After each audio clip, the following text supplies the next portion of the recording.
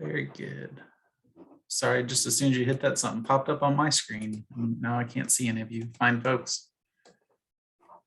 Well, hello, everyone. It's so good to see you and to spend some time with you. We're excited that you've chosen to spend some time with us today to really talk about mentoring matters, leading in a new way within the Nakata Emerging Leaders Program. We have an excellent panel for you today to share some of their experience, but then also to really impart some thoughts as you may be considering participation and application to the Emerging Leaders Program. So I'm going to start my share screen here, and I'm hoping that you can see the screen up there. So we're good. I see Lee nodding her head, so that's great. But I thought we'd start today by introducing our panelists and giving them a chance to introduce themselves and tell a little bit about them before we move into some questions that I think may bring some thoughts from all the participants that are here with us today. What I will ask is, because this is really in a meeting format, is that if you have questions along the way, go ahead and type those into the chat function. That way the panelists can continue to share their insights, and we can try to address those questions in a timely fashion as we move forward. So as far as starting us off on introductions, I don't know who we're going to go with first, but let's just pick on people that look the most uncomfortable for this introduction part. Let's go Rebecca Hapes. She does not look like she wants to go first, so we're going to pick on Rebecca Hapes. Oh, that's hilarious. So yes, my name is Rebecca Hapes. I am at Texas A&M University, and I am currently an associate registrar in the Office of the Registrar. I've served as an academic advisor and did that prior to this role for almost 2 decades, and was in that kind of frontline advising role and mid-level administrator while I served in the ELP mentor role. And I did that twice, once from 2016 to 2018. So I was in that class cohort year. And then the second time was 2019 through 2021. And both of my leaders are serving on this panel alongside me, and they'll get to introduce themselves as well. So I hope that's what you needed, Kevin. I hope I didn't miss anything. If I did, just holler at me and I'll fill in any gaps. No, that sounds good. Why don't you tag to one of your leaders that you've had? Absolutely. Let's go Loxley first. I knew Rebecca was going to pick on me. Yeah, I was mute there for a little bit. Hello, everyone. Thank you for joining us. My name is Loxley Nibs, and I'm at Florida Gulf Coast University in Fort Myers. I'm in the College of Arts and Sciences, and I'm the lead academic advisor for Team Natural Sciences. I was in the ELP class of 2016 to 2018. So Rebecca was my mentor. I was a mentee. Yeah, that's just about it. All right, and we will tag to Rebecca's other leader that she's had the privilege of working with, Margaret. Good afternoon. My name is Margaret Mbindio. I am an assistant professor in Millersville University in Pennsylvania, and I was in the class of 2019 to 2021. I serve as an academic advisor also, and also as a coordinator for advising for the College of Business and the College of Arts and Humanities. Thank you. Very good. And we'll move over to Cecilia to let her introduce herself and her 2 leaders that are with us on the call today.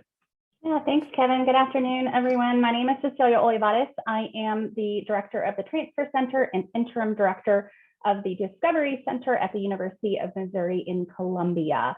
I was an emerging leader in 2009 to 2011. It's been a minute. And then I've also, like Rebecca, had the privilege of serving twice as a mentor in 2018 to 2020. My first emerging leader mentee was Leonore, who is on this as well. And I'm currently mentoring Vanessa Correa, who is also on here. And so I will let Leonore introduce herself.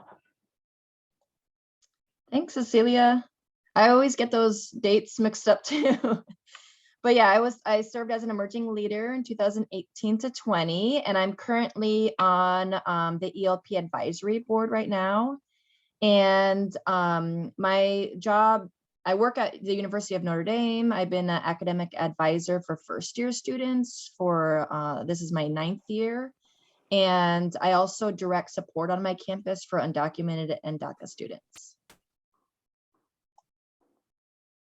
And Vanessa, good, we'll let you thanks. introduce yourself.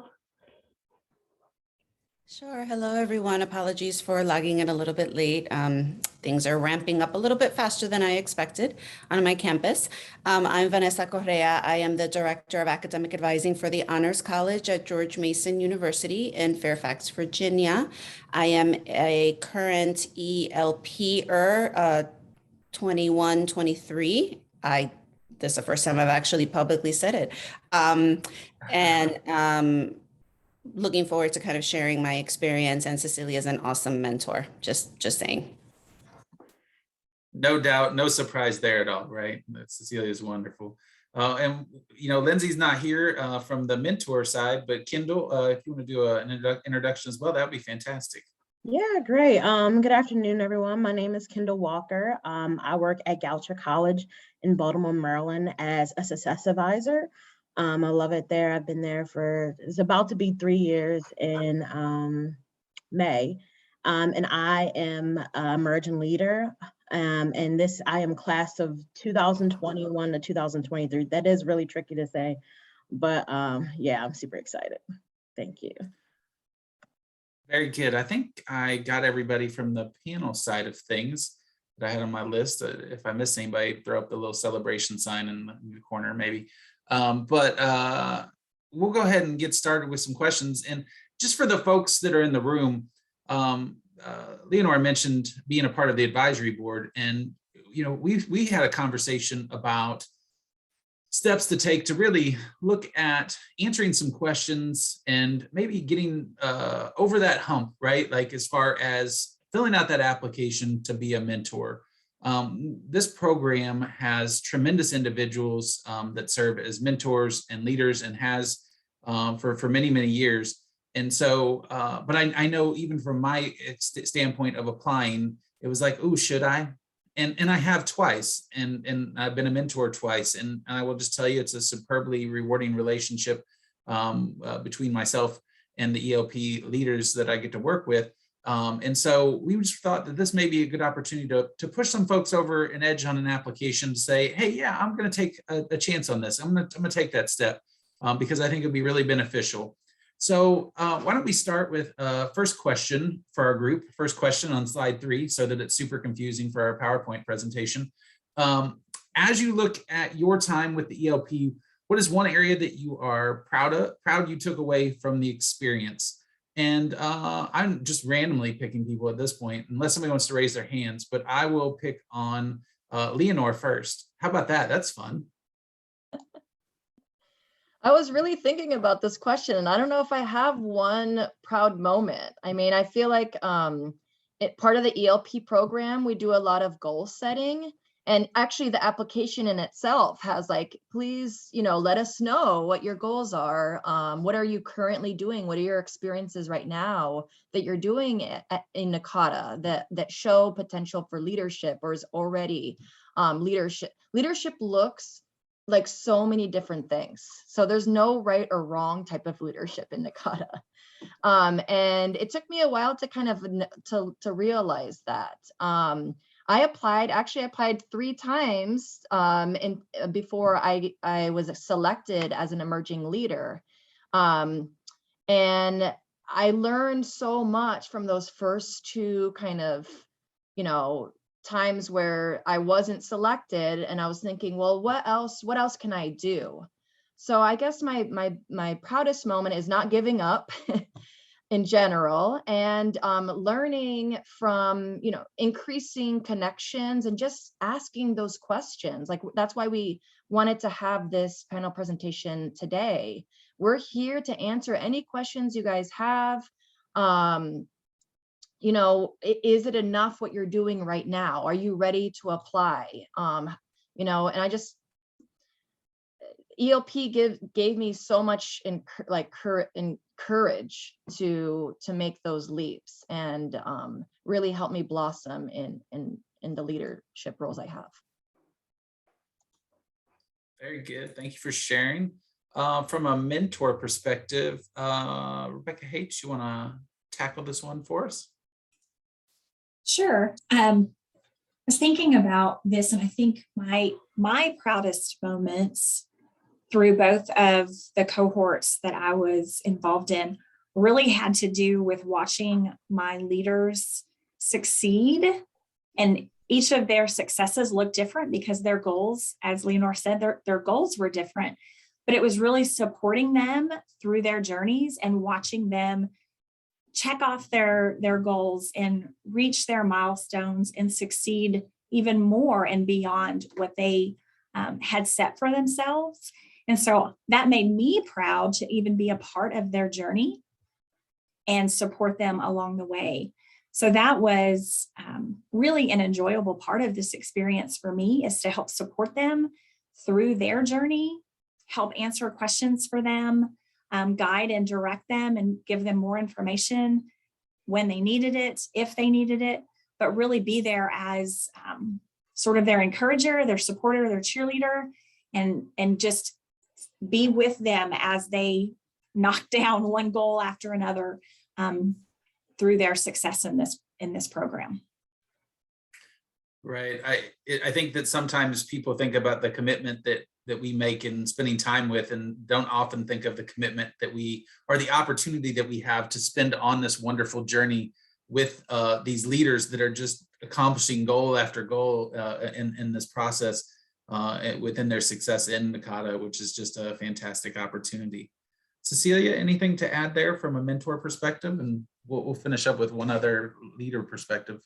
Yeah, absolutely. So I don't know that I have one specific proud moment, but I'm going to bridge the experience of being a leader and what that meant to what that means as being a mentor, right? Like, I would not be as involved in Nakata as I have been and my trajectory within Nakata without emerging leaders. And so I think from a personal standpoint, as an emerging leader, it was definitely taking that risk to apply and putting myself out there first and foremost, because then that led to the opportunity to make connections, build relationships, and have more opportunities than if I had never been involved in emerging leaders, for sure. And so then being able to give back and provide that same support and help make those connections and identify those opportunities. I would say, watching Leonor, since that her time has already been wrapped up,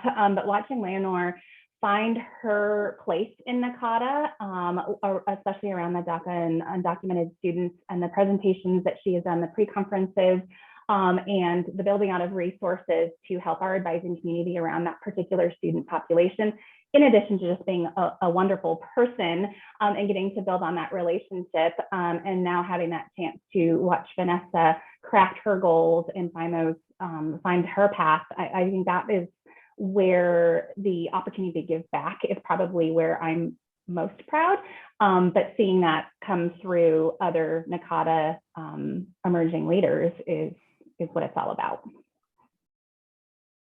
Very good. Thanks for the share. And maybe we will finish this first question with Loxley. Loxley, want to add anything in from your perspective here from the program? Yeah, sure, Kevin. What I took away from, and there's several things that I took away, but one most outstanding thing that I took away was using what I call the SMART to set up my goals, because when I started off, my goals, they were just huge goals, and Rebecca and I sat down and we kind of break those down into smaller components. And using SMART as a tool, the acronym: specific, measurable, achievable, realistic, and timely. And knowing that the program was in 2 years, and the good thing that I walk away from that program with, when I set those goals, after I wrote those goals, and I sent them to Lee, because you have to send in your goals to Lee to review. And Rebecca and I sat down and we hashed out things, just to see that I left the program in 2018, and everything that I put down on paper, I was able to accomplish those goals. And, sometimes you sit down and you write a goal and you're like, oh, let me go revisit that goal. Let me revisit. And you never, but everything that I wrote down were achieved as an ELP. And just to see that the program itself is so good, it kind of, what I tell people, catapult my trajectory or my progression into Nakata as a leader. It brought out some things that I taught that were a little bit hidden. They needed someone to wake me up and bring those out. And I thought that Rebecca was, as a mentor, it kind of helped me with that, overcome a little bit of the imposter syndrome that I had to undergo and so, and brought those, the leadership skills that I had. They were a little bit, I say, hidden.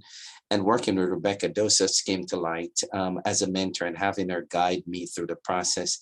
And actually working with Lee Cunningham too. I would never forget Lee, because the program, Lee runs this program, and just to talk to Lee about the expectation and just to find out, how do you do this peering and this mentor? Because Rebecca and I have some very, very strange encounter that happened with my dissertation. I defended in 2020. Rebecca came back and defended in 2021, the same day.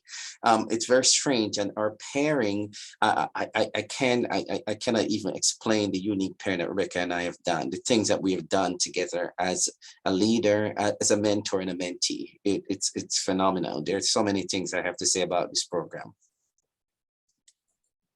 Well, thank you for that, Loxley. And I think you spoke to a point where, the program is focused on Nakata leadership, and I think that's the critical piece of that. But so often it extends outside of that relationship into a lot of other avenues of your work, confidence, and in your case, Loxley and Rebecca, similarity in dates on dissertations and the academic process that was. So thanks for the share. That's much appreciated.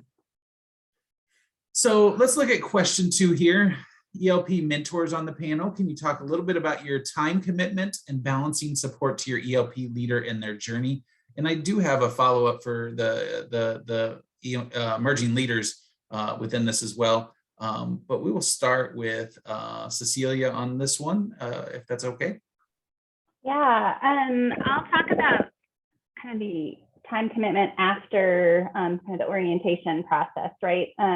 So Leonor and Vanessa and I both, we in our pairings decided together what the frequency of our meetings was going to be, and essentially met every month for about an hour via Zoom, and we would set our next meeting at the end of the current meeting. And so that was just a continuous process that Leonor and I did, and actually that's what Vanessa and I are doing as well. In the in-between, it's really kind of based on what their needs are, and what other things might be happening. It might be, it might be just a couple of quick emails back and forth to connect information to someone, and just open that door to the next opportunity. I've had the opportunity to watch Leonor present at a conference too, and so there's the commitment there as well when you're in person and have that opportunity to see them shine in an in-person conference situation and whatnot. But both pairings, we are not physically in the same state, and so while I have had the benefit of getting to know Leonor in person, I've not had that opportunity with Vanessa yet.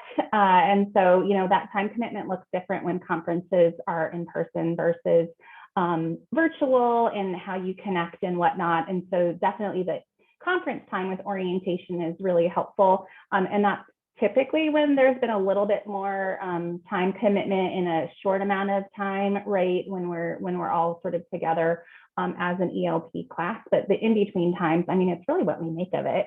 And I would say, and Rebecca, you probably can speak to this too. I think, 1 to 3 hours, maybe a month, in terms of actual time that we spend connecting and stuff like that. But then it might be a little bit heavier in other points in a month or in the 2-year process. Rebecca, feel free to add in any of your experiences there. I would completely agree with Cecilia. We did the same sorts of things after the pairing and was kind of concluded. We determined what we envisioned, at least, that schedule to look like. I think Loxley and I had once a month. Margaret and I had every 2 or every 3 weeks. So we determined that frequency. And when I do better when things are on my schedule, right? If it's set, my world seems to spin better if it's already set on my schedule. Luckily for me, Loxley and Margaret sort of work the same way. So we went ahead and set those for the semester, and then we revisited at the holiday break, right? And reset for the next semester. And so if we needed to move things around because life is life, then we both understood, and by both, like Loxley and I and Margaret and I, we both understood that this relationship was really important to us, but that life was life. And so if we needed to move our, scheduled meeting, we did, but understanding that we were both important to each other and that the relationship was important. And so we did that. And that was one of the main concerns that I had, is making sure that, Loxley and Margaret both knew they were important, even if life did come up. So we really tried to maintain those on our schedules, adjust if necessary. And then, it was 1 hour meetings, either once or twice a month, depending on, which leader I was referring to. But I tried to reach out, like, depending on what was going on, talk about kids. Both of my leaders had children. I have children. So we bonded over those types of things. It's important to me. Y'all are going to see me do the dance because I got to wake my camera up. Woo-hoo. All right. It's important to me to develop those relationships and connections with individuals. So I wanted to find out how everything was going with them, both personally and professionally. And so I would do, text checkups, email checkups. I've reviewed conference proposals, articles. And so it just depends on really what's going on. That ebbs and flows depending on the cycle of the season. But I would agree with Cecilia that anywhere from, maybe an hour and a half to 4 hours a month. And again, it's going to ebb and flow depending on the seasons. So. Thank you, Rebecca. Margaret and Kendall and Vanessa, maybe not all at one time, but as you see people's mutes go off of there, can you talk a little bit about how that worked on your end in setting those expectations? Margaret, Rebecca just talked about it a little bit, so that may cover some of those pieces, but that my experience twice within the program has been we're often working around schedules, but the time commitment is still pretty solid as far as the time you get to see everyone on a monthly basis. First of all, I would like to thank Rebecca. I thank her all the time when we are talking on the phone, by text, because of her personality. She is very accommodating. And from day one, she purposed to work with me. I had huge goals. And I sometimes probably she thought, how on earth are you going to do this? But she was very understanding. We worked together. We exchanged our cell phone numbers. I was able to text her at whatever time. Both of us are moms. And so there was a lot of understanding based on our similarities as mothers, as, people that were really out to her helping me and me being able not to disappoint her, to really do what I had set out to do. So there was a lot of flexibility and understanding. And as a result of that, we were able to achieve a lot. We tried as much as possible to keep the times so that, as she has said, she likes really a structured schedule. And I did my best not to disappoint her. And it was just a wonderful, wonderful time that we had of her supporting me and me working behind the scenes to really meet those goals that I had set for myself. Thank you, Rebecca. You're going to make her tear up over there. Yeah. And I can even add that for me, like Lindsay and I, we are very flexible with our schedules too. So our best is we try to meet at least every month. We do like to share memes with each other. Sometimes we'll ask her like, who's your favorite Disney? I think the first conversation I had where it was like, who's your favorite Disney princess or something like that. So we try to talk about like kind of balance that professionalism, but also having fun, because that's both of our kind of personalities. We like humor. We like to discuss what we're doing. We like to discuss our jobs and how we can kind of work together to kind of work on something so we can maybe do something together, maybe do a proposal together. We like to talk about what kind of advisory boards. I'm very new to Nakata, so we tend to talk a lot about like, you know, certain terms that I never heard or certain people that are very helpful to me. So we're really interested in kind of understanding each other, but also understanding like our places in Nakata. And I'm so helpful. She's so helpful. And I think it's all about like flexibility and kind of meeting where you are and trying to kind of figure out what might be the best for you.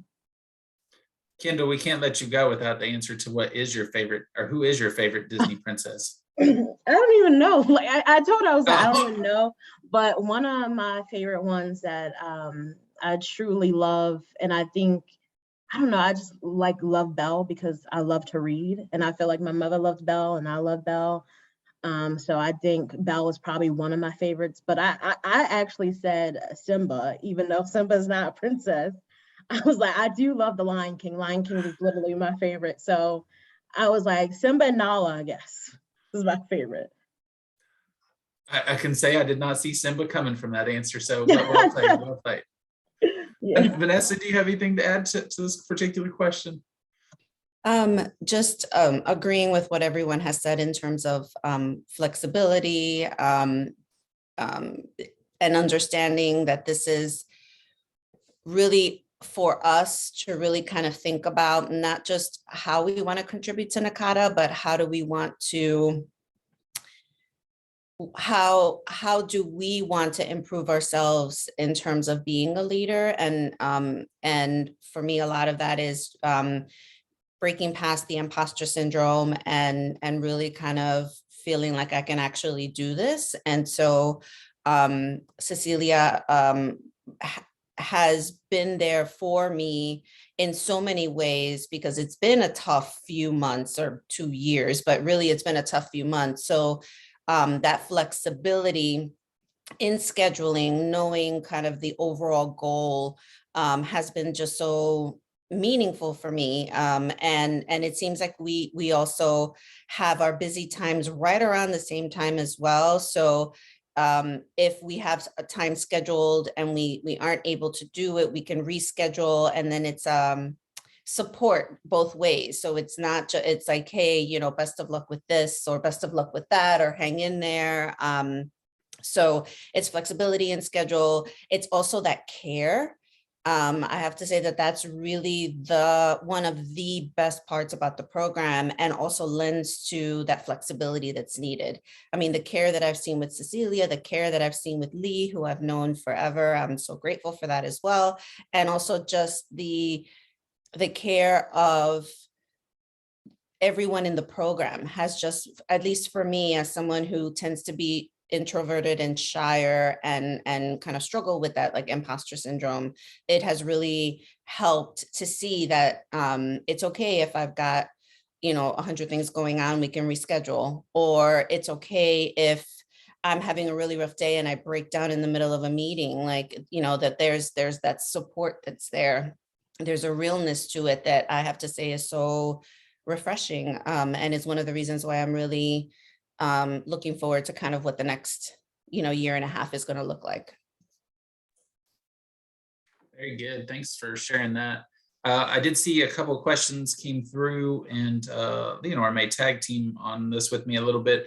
Well, first one was, as part of the program, how many conferences are you required to attend? As you'll see on the requirements page for mentors, you must be willing to attend the orientation session, which will be held on site at the 2022 annual conference in Portland. And this session serves as the kickoff for the 2-year mentorship period. And if I'm at any point wrong in this, I hope that Lee or Jared or Megan or anyone else can jump in and just say, hey, you're wrong. But that is what I believe is the answer for that one. And then the second question, and I'm gonna let Leonore for sure tag team this, or maybe one of the other members of the advisory board that are with us. How do you pair mentor to mentee? I've only been on this side of it. I've not been a part of it from the advisory standpoint. So Leonore, do you want to tackle that one, or Jared maybe? Well, I can speak on behalf of what my experience was. I don't know if there's been some changes to the pairing. So when I was paired, the cohort, I think there was 10 and 10. We had submitted in the beginning kind of our like a bio in a way, like who we are, what our goals are, just, you know, some questions that speak to who we are personally, but also like what our interests and experiences and things like that. But and then when we met in person at the conference, we kind of had a whole experience for a couple hours together where we got to know everyone in the room in a way where like we rotated around and asked each other questions. And then we learned who our pairing was. I want to say that next morning. Am I right on this? Yeah, so I'll just add to what you're saying there. So what we do is we take all the responses or the answers from the we'll send out questions and assignments for the new and incoming both the emerging leaders and the mentors.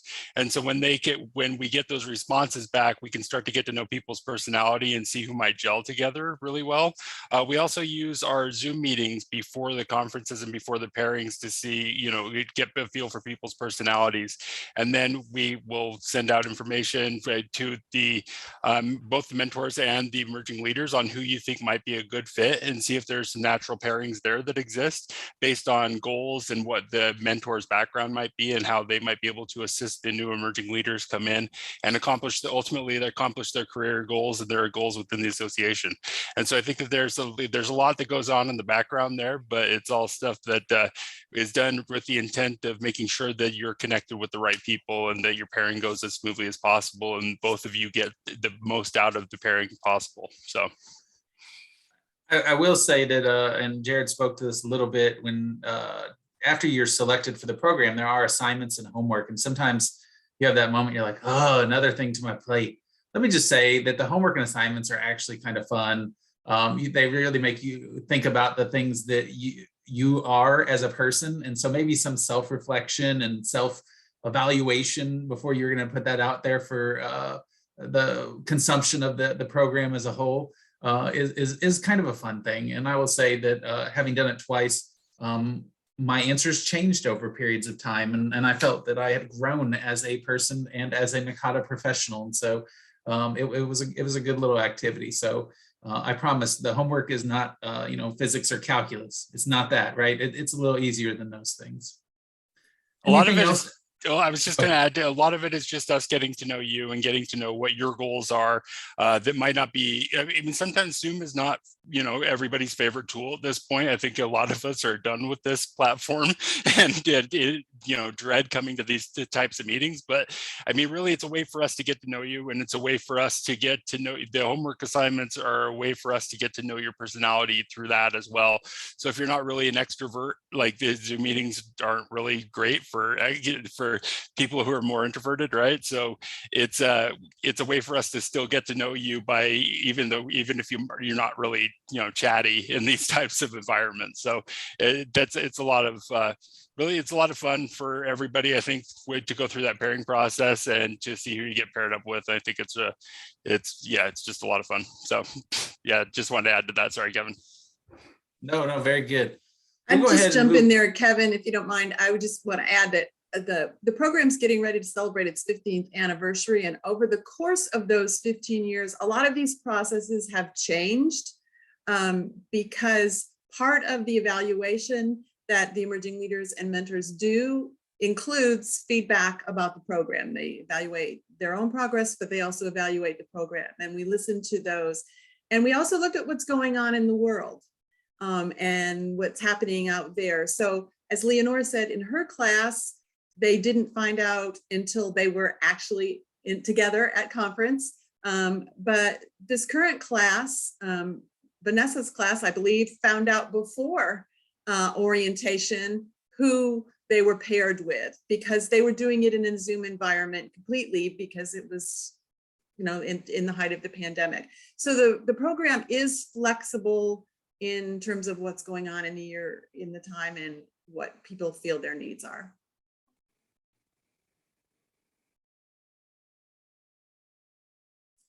Couldn't get to the mute button fast enough there. Sorry for the awkward silence.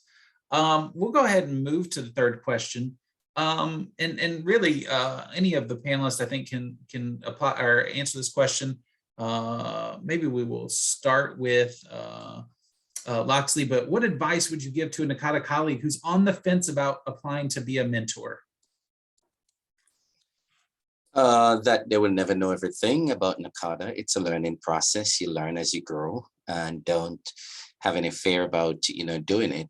Think of it as you're helping someone's growth and development, and you're helping them to realize your potential and what you're doing. You don't have to know every little thing about Nakata. Help that person. You can make the connection. Refer them to Kevin, to Lee, to Rebecca. That's how we do it. And I hear that a lot of folks are like, oh, but I don't know enough about Nakata. This is an opportunity for you to learn more and to grow and to show your leadership potential, because you have to look at it as it's an investment in your growth. Nakata sees something in you based on the application, and you were chosen, that they want to bring those leadership potential to light and to help our association grow. So don't be scared. You'll never know everything. Jump in. Good guidance. Anything to add there, Rebecca? We'll go from a mentor perspective. Yeah, I think that was a really good answer. I remember when I first submitted my initial application, I wavered. I kind of waffled. I was like, should I apply as a leader or a mentor? And I was really questioning. And it was sort of like Loxley was saying. I was like, okay, well, I've had these leadership experiences, and I was getting feedback about what I should do. And the people around me said, no, I think you're at the point where you need to be helping other people grow in their Nakata roles, right? And so if people ask you about things in Nakata, if you're the person that people go to when they have questions, you're probably ready, right? You're probably ready to take that step and apply to serve as a mentor, right?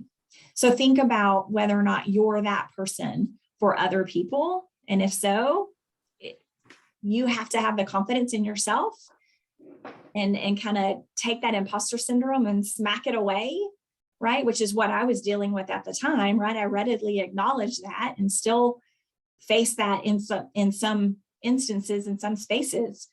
We all deal with that in some instances, in some spaces, and we just have to acknowledge it, put it aside, and say we are good enough to be in this space, and we have enough. As long as we know where to go when we don't know, you're going to be fine. Take the leap, and that net will appear, and just go for it. So, yeah, I think both of those are really good statements for consideration. The thing it stands out to me so much is, I like my experience within Nakata has not been heavy in writing. And my first mentee, Cindy, wanted to write a lot. And, it's one of those things, like, I didn't all of a sudden become an expert in it. I realized that there's a community of individuals that I often work with in a variety of ways. And I know that I talked to Rebecca Hapes and talked to Karen Archambault and talked to a few other folks and said, hey, my mentee really is interested in this. Do you have 5 minutes, 10 minutes to spend with her and talk about these steps? That's not me. That's just putting people in the right spot and connecting them with people that are experts in that area. And that's one of those things I think from the mentor side is important to remember, that you don't need to have all the answers, but then from the leader side, realize that your mentee or your mentor is going to do their absolute best to connect you within the organization, not just themselves. I think that's a powerful commitment from Nakata to those that are participating in the program itself. Others that want to add anything to question 3 from slide 5? Yes, this is purposely confusing for you. I can add something, Kevin. One thing that I always ask my students is, what are you doing to help other students? And that is a question that I ask them all the time. It's not about them. I tell them it's about other people around you. And sometimes we have a tendency to undermine ourselves and to think that we can't contribute anything. But you will find upon self-reflection that there's something you can offer someone else to build them, to guide them. Depending on the number of years you have worked in Nakata or even anywhere, in leadership positions, or even as just a member of a department, you have learned so much that you can contribute and share with others. And so just in the same way, I ask my students, what are you doing to help others? I pose that question to you who has been hesitant. There's something you can bring to the table. There's something you can contribute to someone else to help them and to build them. You just need to believe in yourself. Thank you. Very good. Thank you so much. Very well said. That's why I said we need to be recording Margaret talking there to can that for all ELP promotion moving forward. All right, let's go to our 4th question here. Emerging leaders, and there's quite a few on there. Maybe we'll start with Kendall. What made the pairing that you had and the experience so far, or as you finish the program, an experience on your end, or a successful experience on your end?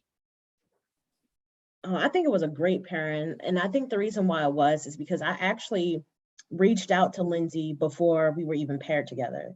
Because I was interested in learning more about her. And I thought like some of the stuff that she put in her information packet was very much something that I was interested in. And I just loved that she was so, if you ever read her stuff, it was like she was so confident in what she wanted. And I like that, because I think sometimes I have that imposter syndrome and I lack that confidence. And I was kind of looking for someone that was going to help me with basically connecting me to like Nakata experience and Nakata people. So I liked how she talked about herself, and I was interested in like getting to know her. And when we met, we had a really good conversation, and she was very interested in me and my job and just like what I wanted to do. She told me a little bit about Nakata, all that in just one 1-hour meeting. So I was like, okay, I think this person is probably a really good person for me.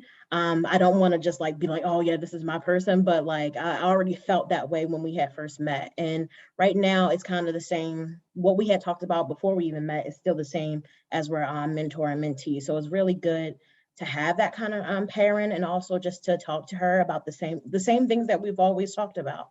And we also really talk about professional development. She knows I'm really like young in my career, and she has so much experience. So it's also good to just talk to her about what I'm doing and also what I want to do in Nakata. We have different things that we want to do, but she always helps me connect to some people and just asks me about those experiences. So I'm really thankful for her. And I think it was a good pairing, because I think I already saw it in my brain that it was going to be a good pairing. Very good. Maybe Leonore, we haven't heard from you in a little bit here. Yeah, I would say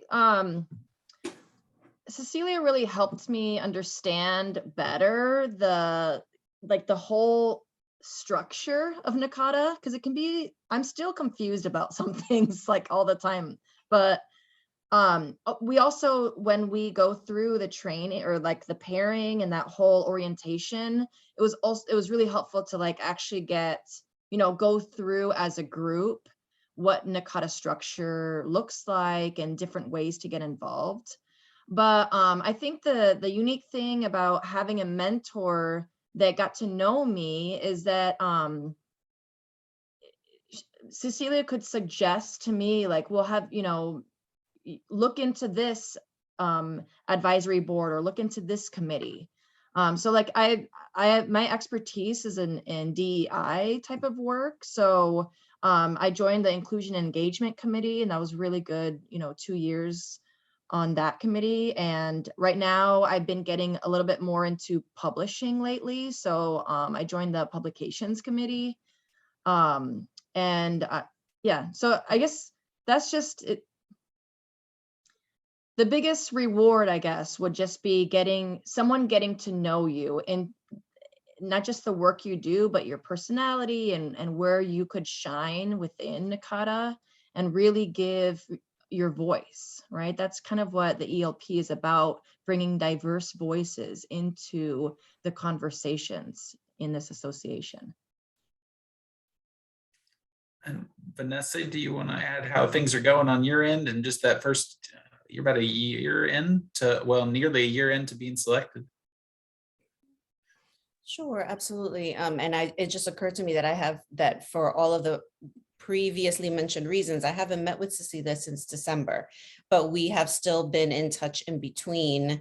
And so we're both kind of checking in on each other. And so that's another really great part about this, about the pairing and the mentorship, that again, it's not necessarily just, oh, here are the things you want to do with Nakata. It's also, are you okay? How are you doing? Is there anything that you need? And I think, and this is probably going to sound a little strange, but I do feel like this was such a natural pairing that I can't go back and say, well, here were the things that Cecilia said, and here were the things that I said, because it was actually Lee who recommended that I reach out to Cecilia before the pairing, partly because Lee, and I keep mentioning Lee because Lee has known me for over 10 years and had worked with me, whole other conversation. And so it was also really great to have Lee have that knowledge about me and knew Cecilia well, to say, here's who I think would be really good. Here's who I think would be someone that you can talk to. And for me, having a woman of color as a mentor was really salient for me. My identity, as I've gone deeper into my higher ed professional life, has become much more salient and much more important to me, especially since there are really not a lot of me's on my campus who are at my level or higher. And so I think that for me really is what took me to over that line to say I'm applying to ELP, like thinking about that and thinking about, what as Margaret said, how can I contribute? What are the ways that what can I do to fix this on my end? Well, I'm going to launch myself and kind of see what happens. And so Cecilia knows that about me. Folks on my fellow ELPers like Kendall, other folks know that about me. And that's so important to me and important to why my experience has been so great, even though it feels like it's only been, like you said, a year. And I was like, no, it hasn't. And I'm like, well, yeah, it kind of has been. Like, it doesn't feel like a year. It just feels like it's a natural complement to the work that I'm doing now, and what I will continue to do. And, and I have not, and also just another thing to think about is that for folks who are thinking about applying for ELP, you don't have to apply because you want to be the blank of blank, because you want to be on the board of blank, or you want to be on the web advisory board, or you want to be president. It doesn't have to be that lofty. It can just be, I want to make a contribution for X reason, because I don't see a lot of people who look like me in whatever context that means for you. And you can start small. Like, some of the things that I'm doing are like helping review the new advisor handbook. It's reviewing proposals. It's which I realize I'm also doing as well. It doesn't have, and it can start very small. It's joining some of the advising communities. It's kind of learning. You can learn as you go. It doesn't have to be, and Cecilia was the one who pointed that out to me and really reinforced that, to say, you don't have to have, in year one, you don't have to decide you're going to become president. You can really kind of think about what is it that you want to do, and do it piece by piece by piece.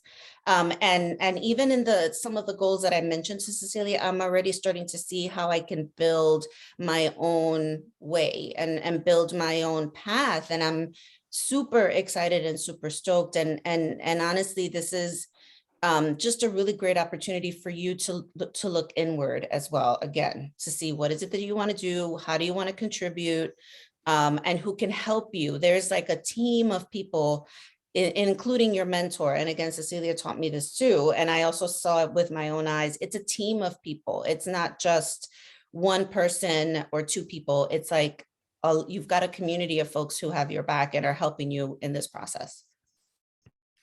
No, and I think that's a good point to wrap up this question on that. Like really, when we look at this from the leader side, our expectations are your expectations. What you want to get out of it, we're here to support and help guide and help mentor through.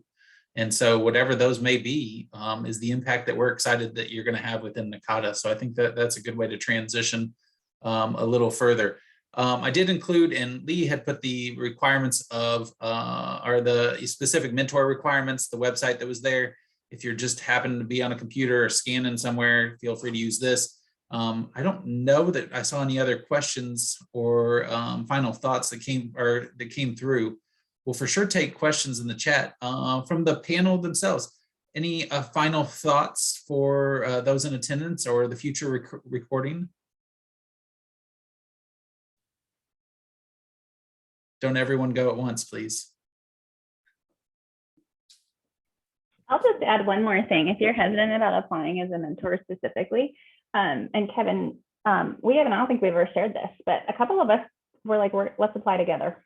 Let's apply to mentor together, and let's do this because we need that support too, right? And so there's that nudge for mentors to support each other. And that's the other part. We often talk about the leaders and their growth and development and their support network, but mentors also have a support network in the Emerging Leaders program. And there is a bit of a focus on the mentors and what we need and how we can best support our emerging leaders. And so if you're hesitant, grab a friend, put your application in together, talk about the questions that you need to answer and think through your resume, your Nakata resume, and what you can contribute as a mentor too, because that is just as rewarding. I think, to be able to connect with others. It's natural for us, I think, to be mentors, and we don't always realize that. That's what we do in advising, right? We're guiding our students and helping them through their professional development and growth, and that's exactly what we're doing as mentors with our emerging leaders. So don't hesitate. Like I said, grab a friend and do your application together if that is the encouragement that you need to do it, because Nakata needs the mentors. The emerging leaders need the mentors, and you are more prepared than you realize. That's really hard to follow, Cecilia.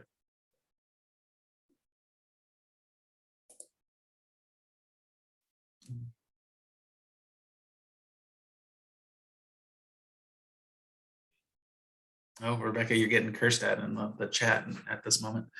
I didn't do it. That one's Casey on that one. Very good.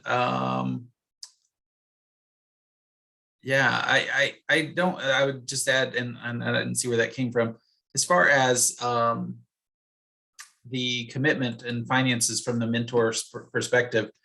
I think Lee's point earlier that she put on there is that, that commitment is for that first initial annual conference. And of course, we hope that you're able to attend future ones to have that pairing. But the world that we really exist in now, and have over for the last couple of years, is connection isn't only possible through in-person opportunity. And maybe it wasn't before, but we've sure gotten a little bit better about these opportunities connect. And maybe a good ending for this today, especially for the mentors that are on the fence, is often we're in jobs that are chaotic and our lives have those things that are stressful. Let me just say that the opportunity that I get to connect with my leader from the ELP program is always one of those like moments of relief within the monthly schedule. And so to have that time to put everything else aside and be able to spend some time talking about an ELP growth development plan, how things are going in life, what their favorite Disney princess is. Okay, we haven't done that one yet, but we're going to, Kendall. I'm going to add it to my questions for next time.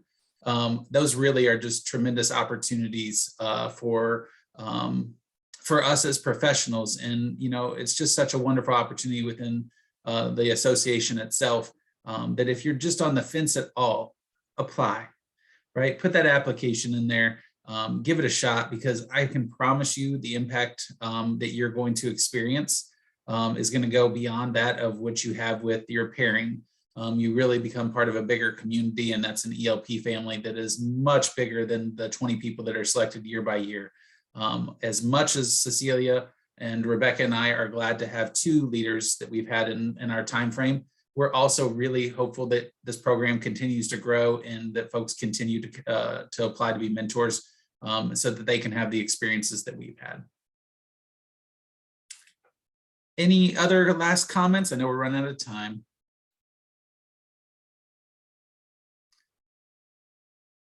All right.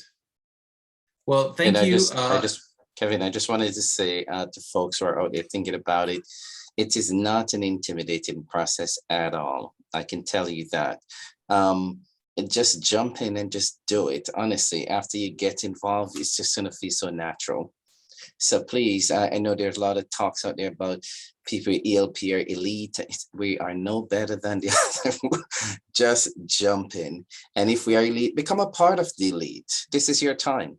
Don't wait. Just do it. Yeah, and if we could give a virtual round of applause to our panelists for taking some time with us today, that would be fantastic. So thank you all.